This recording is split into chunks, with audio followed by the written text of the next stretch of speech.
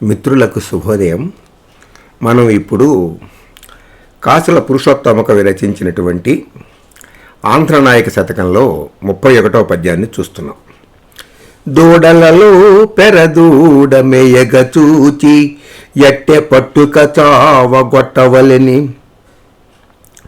పొడవరా వేగ నాబోతు కొమ్ములు పట్టి విడువక దాని పేరుడుపవలని, ముక్కుతో జనకిన కొక్కెరాయని బట్టి వెరవప్పగా మెడ విరువవలని, తన్నుబోతని మృగాధమ మంచు నెంచక తొడరి గార్ధభమును ద్రుంపవలని, ఏమి ఘన కార్యములు చేసి తిద్దరిత్రి ఎన్నటికి నీవనర్చిన విట్టి పనులే, చిత్ర చిత్ర ప్రభావ దాక్షిణ్య భావం హత విమత జీవ శ్రీకాకుళాంధ్రదేవా.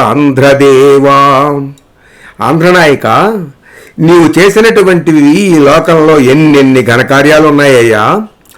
వేరొక దూడలలో పెరదూడ మేయగజూచి, నీ యొక్క మందలోకి వేరొక దూడ ప్రవేశించి మేస్తూ ఉంటే దాన్ని పట్టి కొట్టి చంపావు గదయా. ఇది శ్రీకృష్ణుడు వనర్చినటువంటి వత్సాసుర వధ. విడువక దాని పేరుడు పవలని, పొడవరావేగ నాబోతు కొమ్ములు వట్టి, పొడవాటి కొమ్ములతోటి పైకి వస్తున్నటువంటి ఆబోతును పట్టుకొని కొమ్ములు పట్టుకుని విరిచి చంపివేయాలా. వృషభాసుర వధ. తన్నుబోతని మృగాధమ మంచు నెంచక తొడరి గార్ధభమును ద్రుంపవలని, కాలితో తంతుంది అని తెలిసి కూడా ఒక నీచమైన గాడిదను పట్టుకుని చంపాలా. ధేనుకాసుర వధ.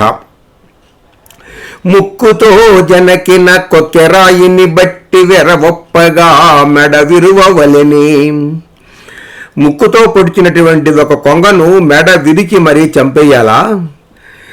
ఈ విధంగా ఒక దూడని, ఒక ఆబోతుని, ఒక కొంగని, ఒక గాడిదను చంపటం గొప్ప సాహస కృత్యాలు అనుకుంటున్నావా నువ్వు?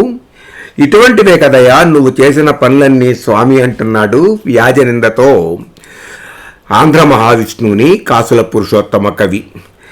కృష్ణావతారంలో వత్సాసుర వధ, వృషభాసుర వధ, బకాసుర వధ, ధేనుకాసుర వధ అనేటటువంటివి బాల్యావస్థలో ఉన్నటువంటి కృష్ణుడు చేసినటువంటి ఘనకార్యాలు. వాటిని ప్రత్యేకంగా చూపించి ఈయన యొక్క గొప్పతనాన్ని ప్రస్తావిస్తూనే ఇవి చాలా చిన్నవిగా కవి వాటిని హేళన చేస్తున్నట్టు కనిపిస్తోంది.